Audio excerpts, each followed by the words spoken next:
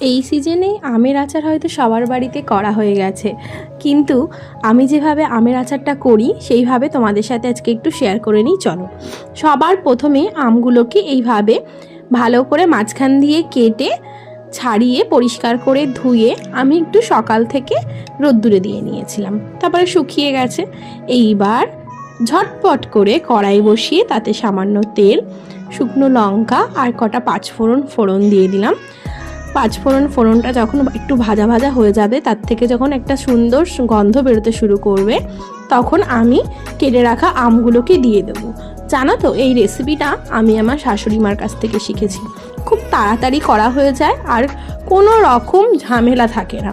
অনেকেই হয়তো বলে আচার করতে খুব ঝামেলা, আচার করতে ভালো লাগে না, অনেক সময় লাগে, কিন্তু আমার এই পদ্ধতিতে আচারটা করতে খুব ভালো লাগে আর খুব তাড়াতাড়িও হয়ে যায়। তোমরা একবার অবশ্যই বাড়িতে কিন্তু ট্রাই করে দেখে আমাকে কমেন্ট করে জানিও। চলো, এইবার একে একে নুন, সামান্য হলুদ আর নুন দিয়ে ভালো করে আমটাকে কষিয়ে নেব, মানে মুদ্রা কথা একটু ভেজে নেব।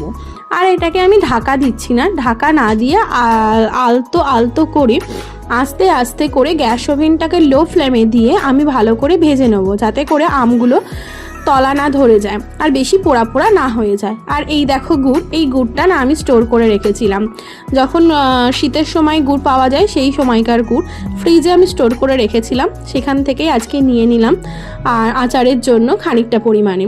এখানে আমি 2.5 হাতা মতো, একটা ছোট হাতা দিয়ে, যে হাতাটা হয় ছোট ভাতের সেরকম হাতার 2.5 হাতা মতো গুড় আমার এখানে লেগেছিল। গুড়টা পরিমাণ মতো আপনারা দেবেন আমের পরিমাণ আন্দাজে। আর এইদিকে একটা ফ্রাইং প্যান বসিয়ে নিয়েছি, করে নেব মশলা। অনেকেই হয়তো মশলার জন্য অনেক মাথা ব্যথা করে, কিন্তু এইভাবে মানে মোটামুটি 5 ফোড়ন আর শুকনো লঙ্কা এই দুটোই হলেই আমার আচারের সমস্ত কিছু হয়ে যাবে।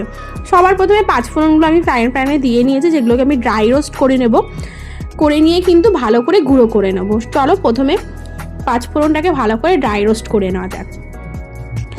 অনেক রকমের মশলা হয়তো সবাই ইউজ করে, কিন্তু আমি সাধারণত এই 5 ফোড়ন দিয়েই করে থাকি। তারপরে 5 ফোড়নটা হয়ে গেলে আমি দিয়ে দিলাম শুকনো লঙ্কা গোটা কয়েক, পরিমাণ মতো ঝাল, আপনারা ঝাল যারা বেশি খেতে চান আচারে দিতে পারেন, কম খেতে চান দিতে পারেন। তারপর কিন্তু আমি নিয়ে নিয়েছি শিল পাটাতন। ব্লাইন্ডারে ব্ল্যান্ড করতেই পারতাম, কিন্তু শিলে পাটাতনে যখন ব্ল্যান্ড করব না, মানে গুঁড়ো করব, তখন একটা সুন্দর স্মেল আসে আর খুব সুন্দর একটা ফ্লেভার আসে। ঠিক আছে, সেই জন্য শিল পাটাতনেই আমি এটাকে গুঁড়ো করে নিই। আমার শাশুড়ি মার কাছ থেকে ফুল রেসিপিটা আমার শেখা, তো অল গোজ টু ক্রেডিট আমার শাশুড়ি মা। তিনি কিন্তু খুব নিখুঁতভাবে এই আচারটা করেন। প্রত্যেক